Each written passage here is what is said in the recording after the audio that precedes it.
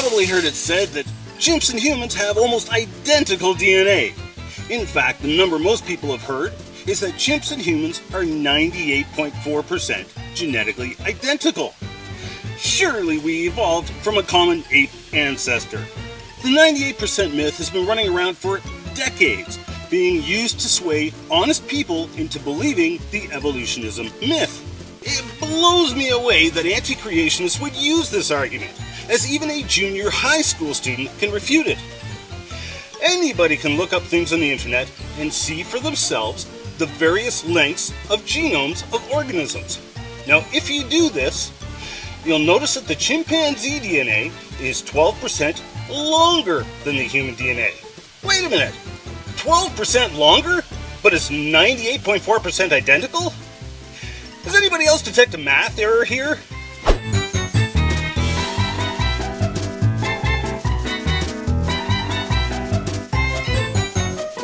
But let's give them their 98.4% identical for a second. What does that mean? Let's give evolution the advantage and use the smaller of the two genomes. The human genome, which is a measly 3.2 billion base pairs long. 98.4% identical means it's 1.6% difference. Well, 1.6% of 3.2 billion is 51,200,000. This is how many changes there are between chimps and humans. As little as one change in the wrong place in your DNA is lethal. How, pray tell, do you expect to make tens of millions of changes without killing the organism? Short answer is, you can't. But let's assume that we are 98% identical to the chimp.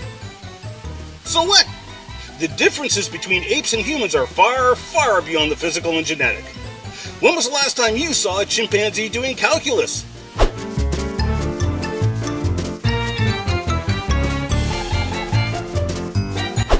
Building and working on machines.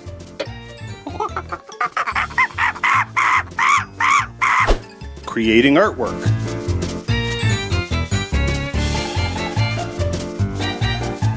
Making and playing musical instruments.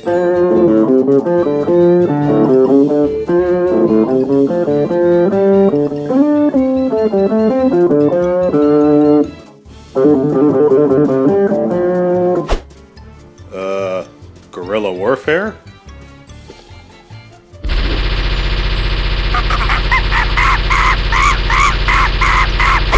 This is all just as silly as a chimpanzee talking about technical genetics. Furthermore, it turns out the 98% myth got its start in the mid-1970s, long before actual DNA comparison could be made. This 98% figure was arrived at using a technique known as reassociation kinetics.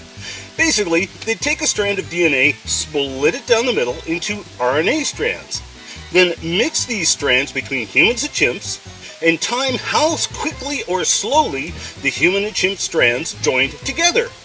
The faster they joined, the more identical the strands were assumed to be. We now know this method is hugely unreliable, but yet the 98% figure now stuck, becoming a sort of gold standard to which all future studies tried to align. Today, after actual sequencing the human and chimpanzee DNA into their string of letters of A, T, C, and G, we can now do a letter-by-letter comparisons to see just how identical chimps and humans really are. And we've already shown how it's mathematically impossible to arrive at 98% identical, yet many studies allegedly come to this figure anyway. So how did they come up with this number? Well, the researchers start by removing huge portions of the DNA. Usually more than 98% of the DNA is ignored, and they focus on only the portions of the DNA that provide the code for building proteins. Of that less than 2%, they then very carefully select portions. For example, they will pick a gene that they know both chimps and humans have. Amazing! The single genes are almost identical. Well, no guff. The transmission of my 1986 Chick Magnet is the same transmission that was in the General Lee. This is because the Chick Magnet and the General Lee both had a common designer, Dodge Motor Vehicle Company. In like fashion, identical or near identical genes in two organisms can be because of a common designer, not necessarily a common ancestor. But it gets even more scandalous when you dig into the technical details of the DNA comparisons. Let's lay out a chimp DNA and a human DNA strand beside each other. Well, first off, you only have 4 letters to choose from. That means you automatically have a 25% match. So suddenly, 98% isn't anywhere near as impressive, as even the evolutionists have alleged that you are at least 50% genetically identical to the banana. Even comparing the same genes, or different portions of the DNA, laying out the 2 strands side by side, the researchers will notice gaps in the alignments. Because evolution is assumed, then it is assumed that these gaps are insertions of information into, or deletions of information from, the DNA. They call these indels for short for insertions and deletions. These indels are ignored in the studies, basically removed. So the only differences documented are the actual letters, which are different. These indels might only be 1 or 2 letters long, or they could be tens of thousands of letters long. That's right! To allege a match between 2 strands of DNA, the researchers could remove completely huge chunks of DNA containing thousands of letters, and they don't count that as a difference between the 2 strands. Then there's the issue of orphan genes. These are genes that are only found in one specific organism. Chimpanzees have hundreds of them. Humans have hundreds of them. These orphan genes represent a 0% match between humans and chimps. These orphan genes are also ignored when comparing chimps and humans. Well, given all this latitude for what to include and exclude, it's not difficult to see how one can arrive at the mathematically impossible figure of 98% genetic similarity between chimps and humans. Given the same freedoms, I'm quite certain that you could also arrive at the conclusion that humans are 98% identical to the banana. Ugh. When one actually takes into account all of the DNA, the figure of matching chimp-human DNA rapidly drops down to as low as 70%, depending on how you do your comparisons.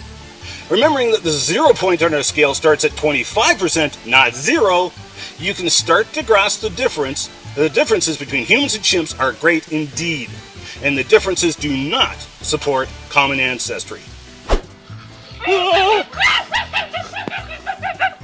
The 98% myth is a downright scandalous myth. Don't let it make a monkey out of you. Chimps and humans are radically different, of which we are told in Genesis that only mankind was created in God's image.